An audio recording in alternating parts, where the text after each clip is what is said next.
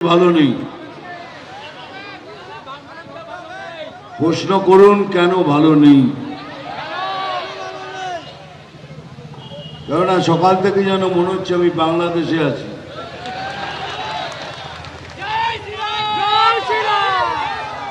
এরকম কি করে হয় বলুন? ওখানে হারমোনিয়াম ভেঙে দিচ্ছে, এখানে একটা বাচ্চা মেয়েকে গান গাইতে দিচ্ছে না। আগেই বলেনি আমরা মুসলমান বিরুদ্ধ নই, যেভাবে প্রচার করা হয় কে বিজেপি মুসলমানদের বিরুদ্ধে, আমরা বিরুদ্ধে নই।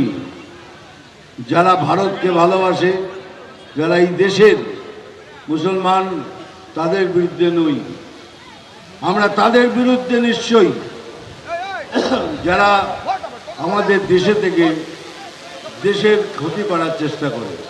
আজকে এমন একটা অবস্থা দাঁড়িয়েছে, ভেতরে একটা ভয় ধরে গেছে, হয়তো কালকে এটা বাংলাদেশ হয়ে যাবে।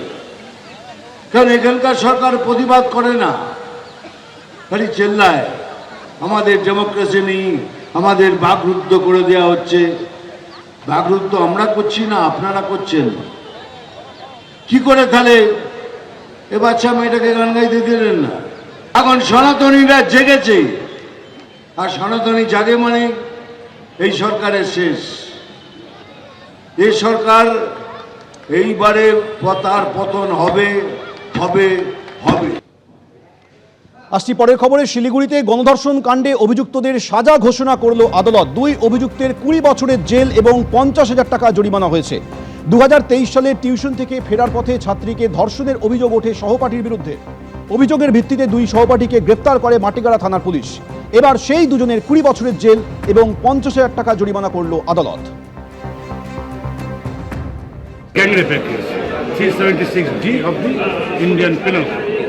এই কেসে আজকে আসামিদেরকে গতকাল কোর্ট, আমাদের ফার্স্ট ট্র্যাক কোর্ট আসামিদেরকে দোষী সাব্যস্ত করেছেন। 20 বছরের সশ্রম কারাদণ্ড এবং 2 জন আসামি, 2 জনকে 50,000 টাকা করে ফাইন এবং সেই টাকাটা ভিকটিম গার্লকে দিতে হবে।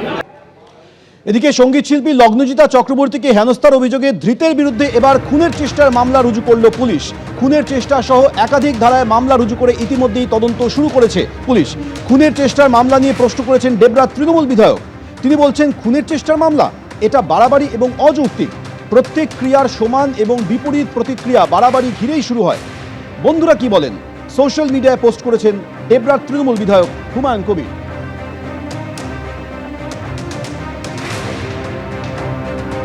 ভগবানপুরে একটি অনুষ্ঠানে গিয়েছিলেন লগ্নজিতা চক্রবর্তী। সেখানে তৃণমূল নেতা মেহবুব মল্লিক তাকে হেনস্থা করেন বলে অভিযোগ। সেই অভিযোগের প্রেক্ষিতে পুলিশ তাকে গ্রেপ্তার করে।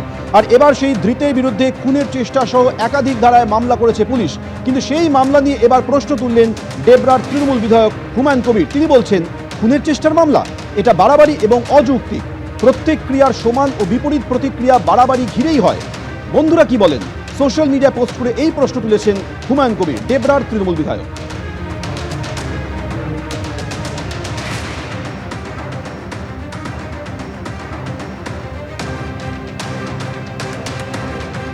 আর এবার আপনাদের শোনাবো সঙ্গীত শিল্পী লগ্নজিতা চক্রবর্তী ঠিক কি অভিযোগ করেছিলেন।